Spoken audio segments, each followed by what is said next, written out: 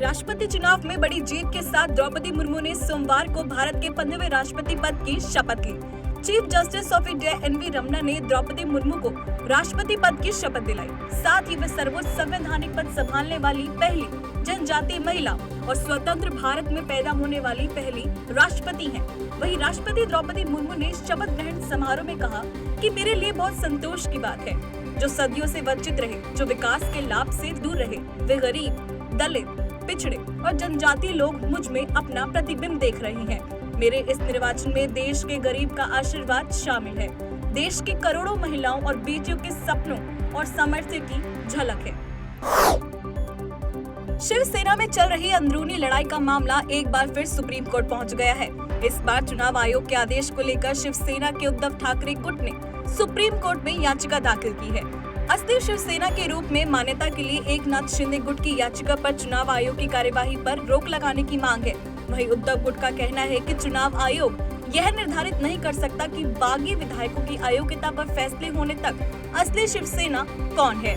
शिंदे गुट ने शिवसेना पर अपना दावा करते हुए चुनाव आयोग को पत्र लिखा था, जिसे लेकर चुनाव आयोग ने दोनों गुटों को नोटिस जारी कर 8 अगस्त को दोपहर 1 बजे तक बहुमत के साक्ष्यों के साथ उपस्थित होने का आदेश दिया है। फुलवारी शरीफ टेरर मिशन मामले में एसआईटी, एनआईए, एटीएस की टीम लगातार पूछताछ कर रही है। पूछताछ के दौरान पटना से गिरफ्तार मोहम्मद जलालुद्दीन ने पॉपुलर फ्रंट ऑफ इंडिया से अपने संबंध की बात कबूल कर ली है। जलालुद्दीन के साथ नूरुद्दीन जंगी भी पुलिस रिमांड पर है और उसे लखनऊ से गिरफ्तार कर लिया गया है। रिमांड पर पूछताछ में झारखंड पुलिस का retired sub inspector Mohammad Jalaluddin ने स्वीकार किया कि केरल, कर्नाटक सहित दूसरे राज्यों से बिहार आने वाले ट्रेनों को ठहराने की व्यवस्था वही करता था। उसने बताया कि फुलवारी शरीफ में उसने अपने घर अहमद पैलेस को ट्रेनिंग के लिए संदिग्ध आतंकी अतहर परवेज को दिया था।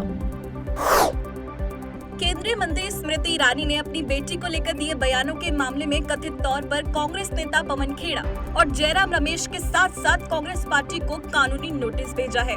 रिपोर्ट के मुताबिक आरोप लगाने वाले नेताओं से ईरानी ने लिखित में बिना शर्त माफी मांगने और अपने आरोपों को तत्काल वापस लेने के लिए कहा है।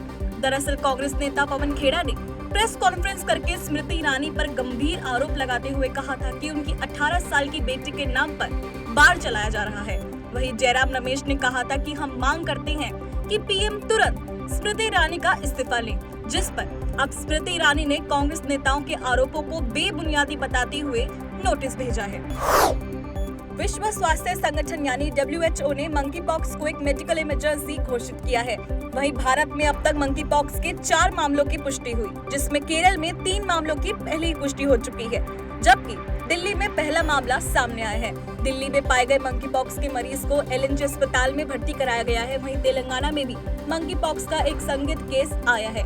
मरीज को कामारेड्डी जिले के एक निजी अस्पताल में भर्ती कराया गया। मरीज के नमूने लेने के बाद उसे पुणे स्थित राष्ट्रीय विषाणु संस्थान भेज दिया गया है, जिसकी रिपोर्ट आनी अभी बाकी है। भारत ने फिलिस्तीन शरणार्थियों के लिए संयुक्त राष्ट्रीय राहत और कार्य एजेंसी को $2.5 मिलियन अमेरिकी डॉलर का योगदान दिया है। UNRWA के विदेश संबंध विभाग की भागीदारी के निदेशक करीम आमेर ने फिलिस्तीनी शरणार्थियों के प्रति निरंतर प्रयासों के लिए भारत का आभार व्यक्त किया है और उनकी सराहना की है। उन्होंने कहा, ये सामूहिक योगदान UNRWA के काम के लिए भारत के अटूट समर्थन और फिलिस्तीन शरणार्थियों की भलाई के लिए प्रतिबद्धता का एक मजबूत प्रदर्शन है।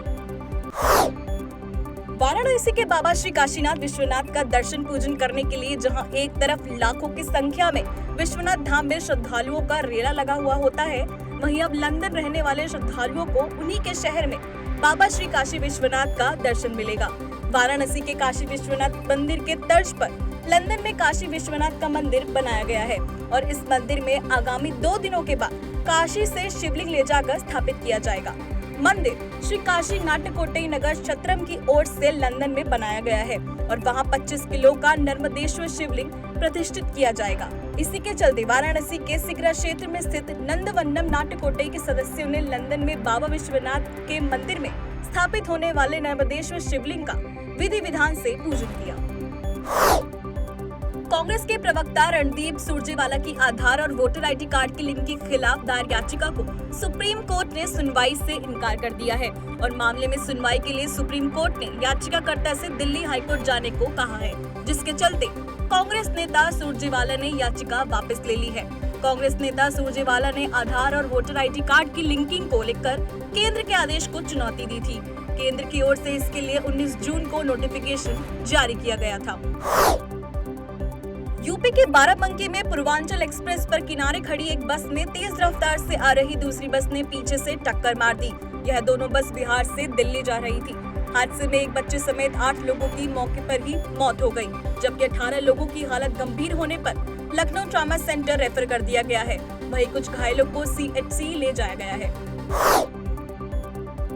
श्रीलंका में आर्थिक संकट के बीच आक्रोशित प्रदर्शनकारियों की वजह से बाधित राष्ट्रपति सचिवालय आज 100 दिन बाद फिर से खुल गया है। इस दौरान राष्ट्रपति सचिवालय के बाहर भारी सुरक्षा कर्मियों की तैनाती की गई है। प्रदर्शनकारी 100 दिन से अधिक समय से इस जगह को बाधित किए हुए थे और जुलाई की शुरुआत में आक्रोशित प्रदर्शनकारियों ने कई मुख्य सरकारी कार्यालयों पर कब्जा कर लिया था।